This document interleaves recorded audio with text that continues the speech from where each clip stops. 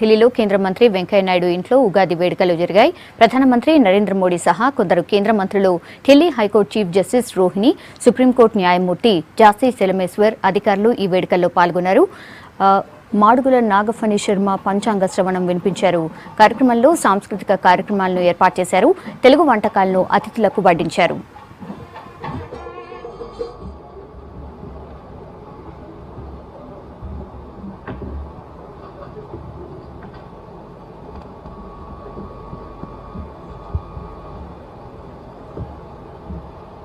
उपस्थित सभी महानुभाव,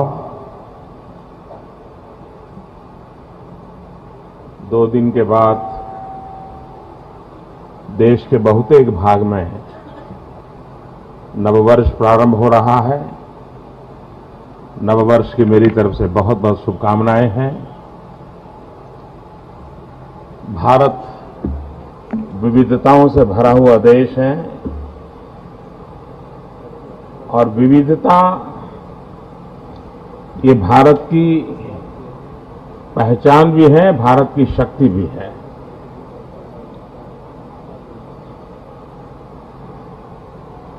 भारतीय जन जीवन की एक विशेषता रही है, उसने हर प्राकृतिक अवस्था को उत्सव की व्यवस्था में परिवर्तित किया है।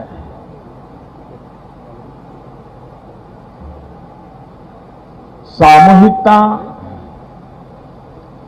ये भारतीय जीवन की एक विशेष परंपरा रही है और सामूहिकता के माध्यम से संस्कार संक्रमण की प्रक्रिया पीढ़ी दर पीढ़ी चलती रहे,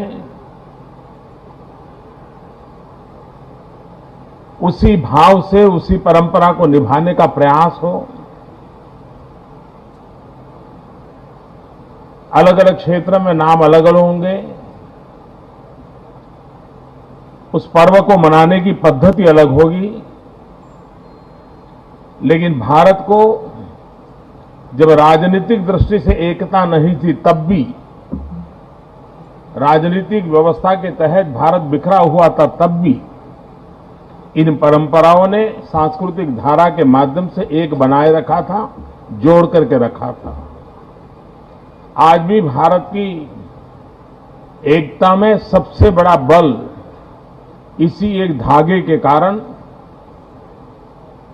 संभव हो रहा है और उसे हम जितना बल देंगे उतना देश की एकता को बढ़ावा मिलेगा।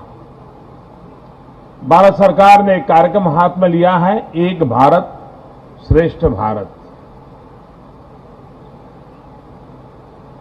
अगर भारत को श्रेष्ठ बनाना है तो एकता उसकी पहली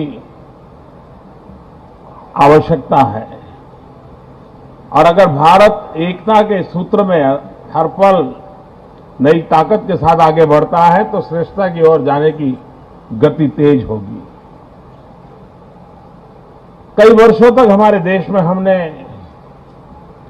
भाषा विवाद से अनेक कठिनाइयों को झेला है और कभी ये भी आरोप लगता रहा है कि दक्षिण को हिंदी भाषा थोपने का प्रयास हुआ है। लेकिन अगर हमने थोड़ी जागरूकता के साथ एक स्पेशल इनिशिएटिव लेकर के भारत की सभी भाषाओं के सौंदर्य को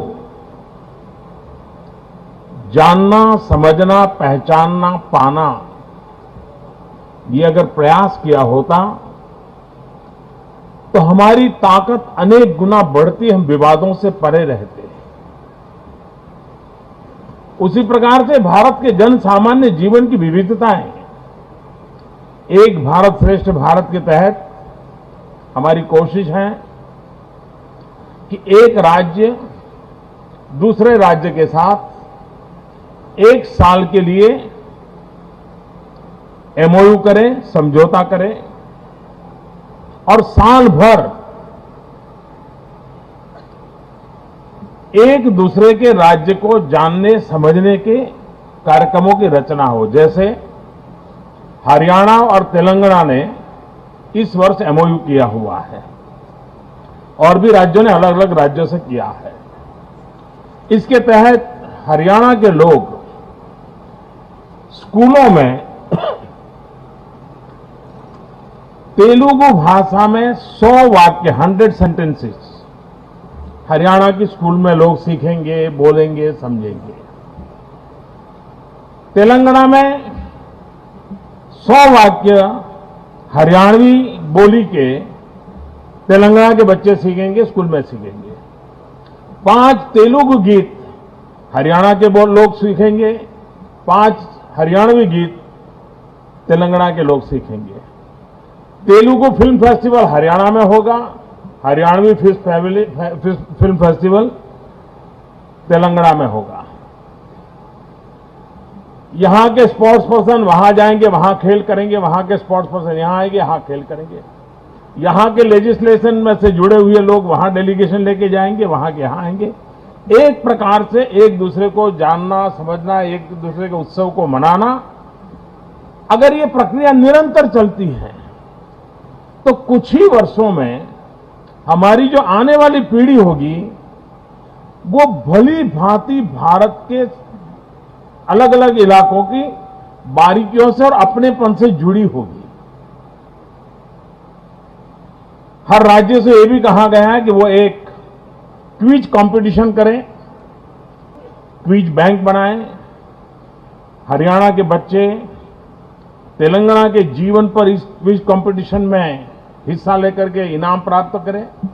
तेलंगाना के बच्चे हरियाणा के क्विज कंपटीशन में हिस्सा लेकर के हरियाणा की विविधताओं को देखे, जाने, उसके एग्जाम दें। यानी एक प्रकार से हरेक का महत्व है, हरेक का सामर्थ्य है, हरेक का सौंदर्य है। इसको जानने समझने का प्रयास हो सके तो